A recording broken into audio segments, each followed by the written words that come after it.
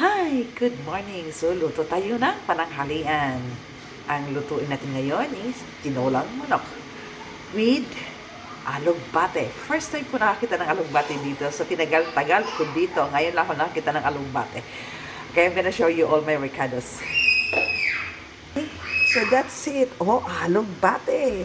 And I have here sayote, kamatis, luya, sibuyas, bell pepper, then my cube, and of course, my chicken. So, ang gagawin ko is, gisahin muna natin yung ating mga panakot.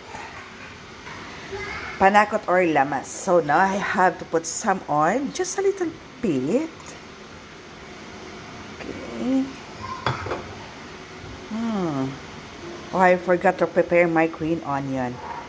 So, now, next, I'm going to add my onion. Okay, guys, just bear with me. Kailangan natin gisahin yung ating manok kasi hindi naman siya katulad sa atin sa Pinas na fresh tsaka native. Dito kasi iba, no? Kaya gisahin natin. And then yung ating ginger, and of course yung ating kamatis. Oh, ang bango.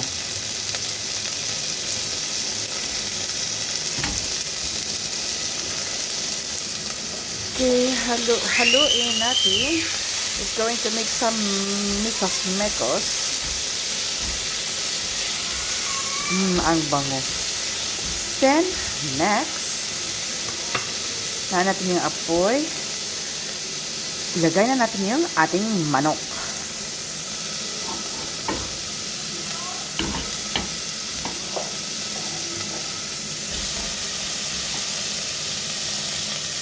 Oh, ang bango.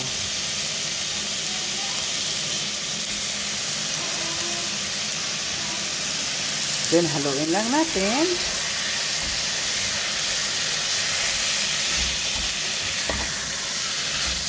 Oh, ang bango, guys.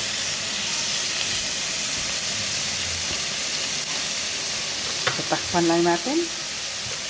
Then, next, we're going to add some black pepper. So, nag-add na pala ako ng paminta. Then, next, the cube para lalong maging malinamnam yung ating manok. Okay, takpan natin saglit. Tapos, nagpakulo na rin ako ng tubig na mainit para ilagay natin dito. Okay. Next, we're going to add our sayote.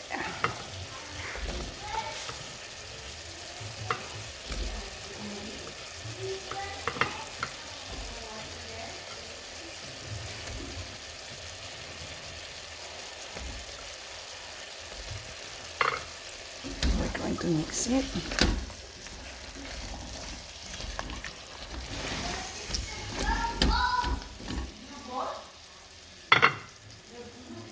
Next, lagyan na natin siya ng tubig.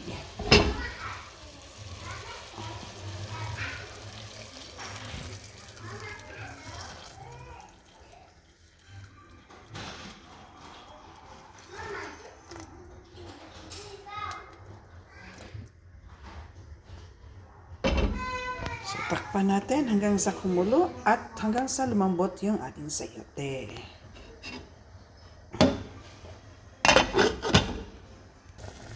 Okay, now, lagay na natin yung ating bell pepper. At saka yung ating dahunan.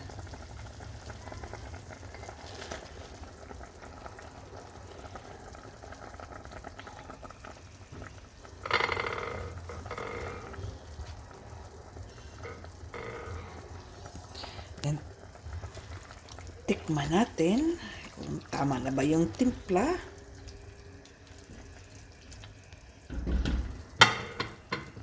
Teka, wait. Then we're going to add some salt. Just a little bit only. Then tikman na natin.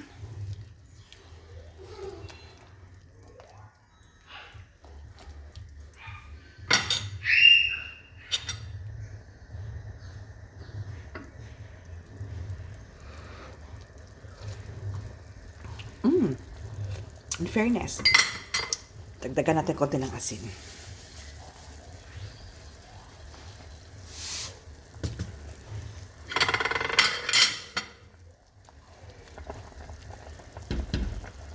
Okay guys, thank you for watching.